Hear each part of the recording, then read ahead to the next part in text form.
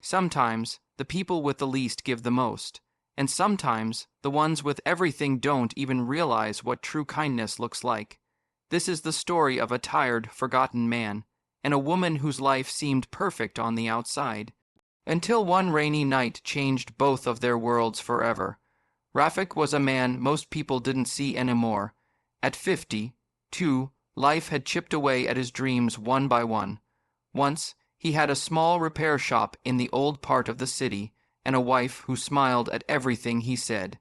But after he lost his shop to a fire and his wife to illness, he was left alone with memories and a small cart he pushed through the streets.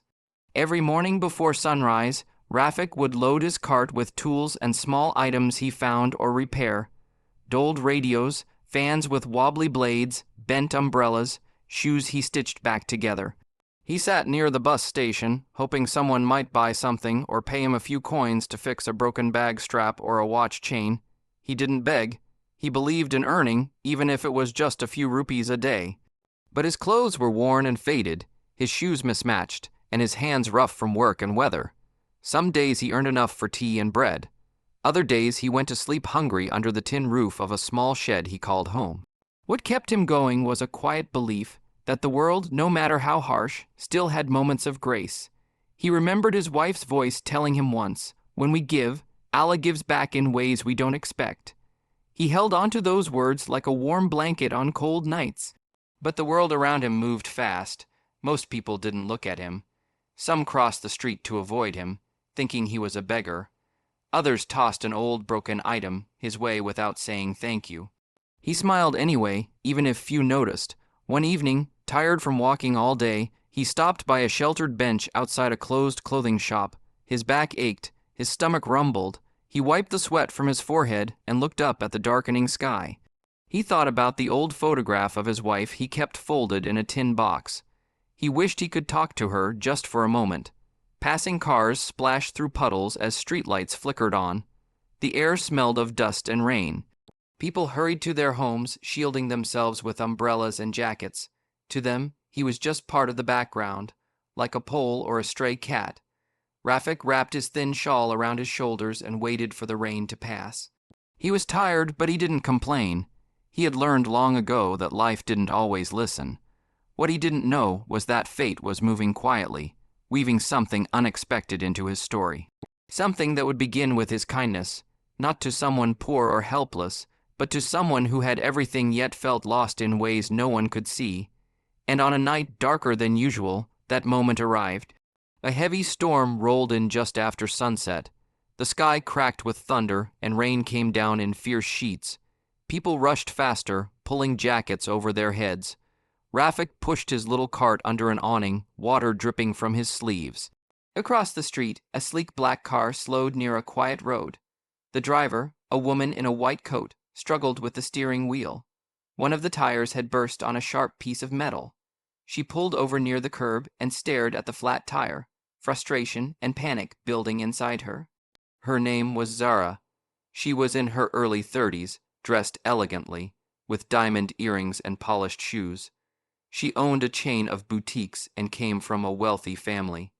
People admired her confidence, her expensive clothes, her calm smile. But what they never saw was how lonely she often felt. She had spent the whole day in meetings, hiding her stress behind lipstick and perfume. She had argued with a business partner that afternoon, and her parents had reminded her once again that she wasn't married yet, as though that made her incomplete.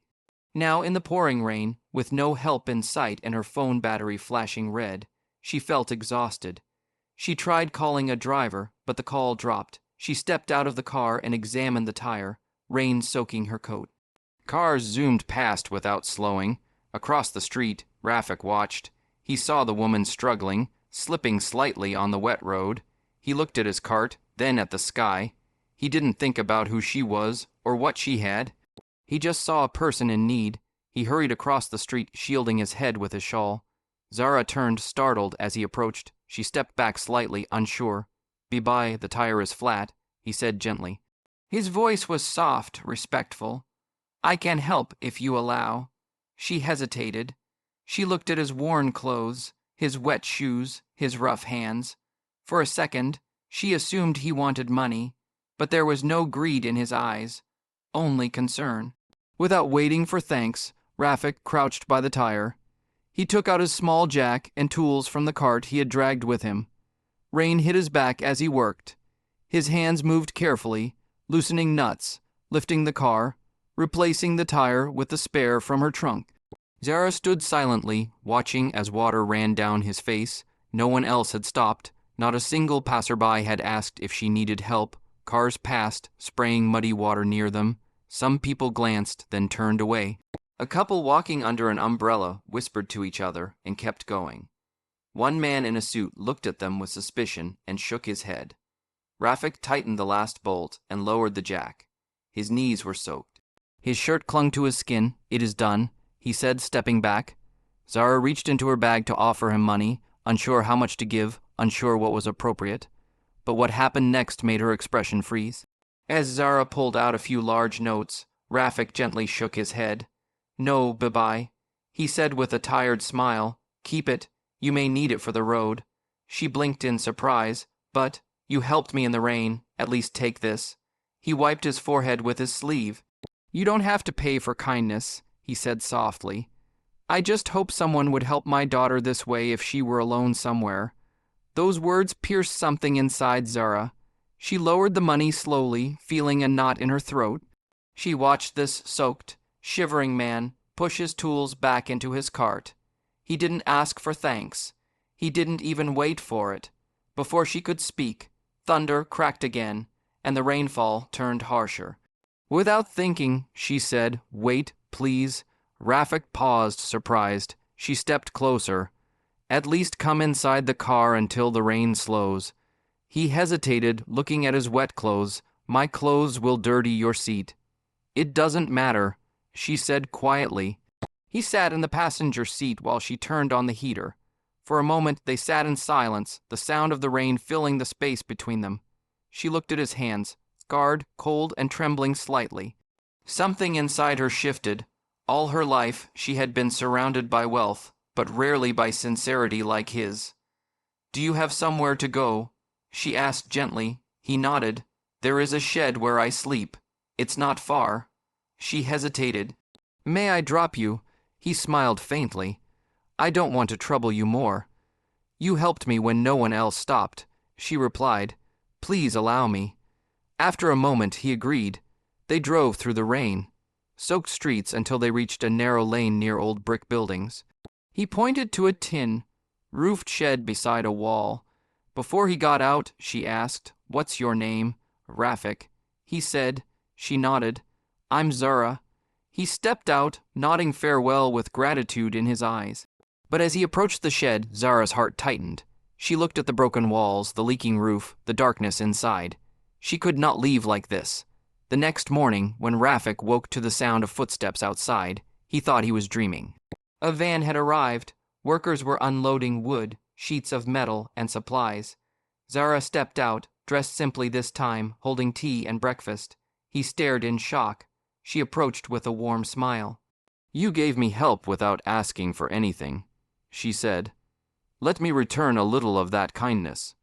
Over the next days, she arranged repairs to his shelter, gave him proper tools, and set up a small stall for him in front of one of her boutiques, where people could come for repair services with dignity. Word spread quickly. People were amazed, not only at what she did, but at why she did it. When someone asked her what made her help a poor man so generously, her answer left everyone silent. "He didn't look at what I had or who I was. He just helped, and that kind of heart deserves more than coins. It deserves respect." And from that day on, both their lives were never the same. Kindness doesn't always come from power. Sometimes it rises from struggle. One small act can change the direction of two lives at once. When we give with sincerity, we plant hope in places we cannot see. No one is too poor to be kind, and no one is too rich to receive it. And sometimes the greatest gifts come from the hearts we overlook.